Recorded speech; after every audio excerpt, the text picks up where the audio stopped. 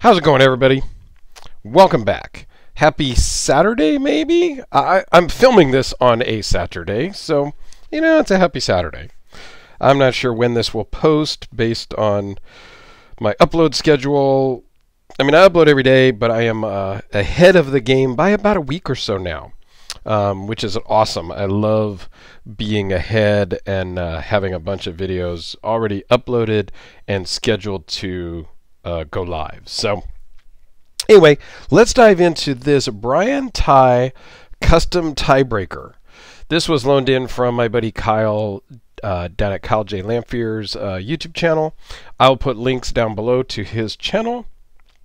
And this is the second Brian Tighe knife that I have had on the channel. I had a custom Tighe Fighter, which is very similar, loaned in before from my buddy Alex at Alex's Knife Box. And I'll put a link down to that video also, so you can go check that out if you're a fan of Brian Tighe. That other one is an all carbon fiber. This is an all titanium. So let's just dive right into the specs. 5 1/8 closed, 9 inches overall.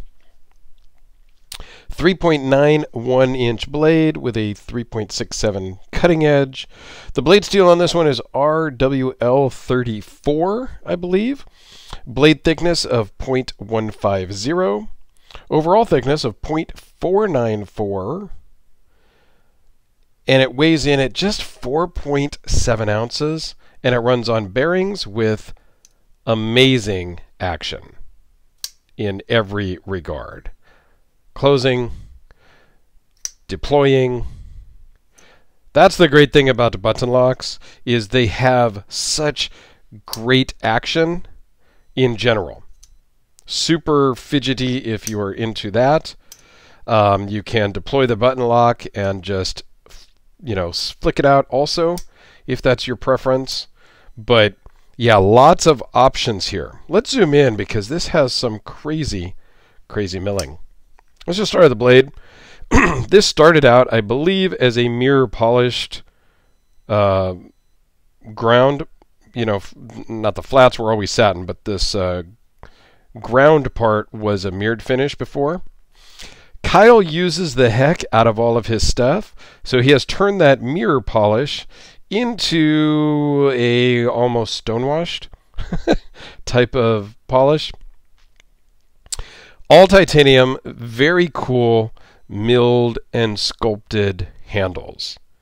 I just think that's really awesome, and that's kind of a Brian Tighe signature type of look. Proprietary hardware, don't love it. But again, I don't generally take apart my knives unless it's necessary, and then I will deal with it as needed. Now, one thing on here, and Kyle noted it in his videos also, is the hardware for the body screws looks really nice. The pivot hardware almost looks like stamped steel. You can see there's just a difference there. So I don't know. I mean, it's okay to me, but it is a little, yeah, it's just a little something, because it does the pivot, and maybe it's just because it's so big, it just portrays that it's a little less, I don't know, it looks stamped rather than kind of a milled out piece. I don't know, for whatever that's worth. Next. It fits really good in the hand. This one is really super thin, though.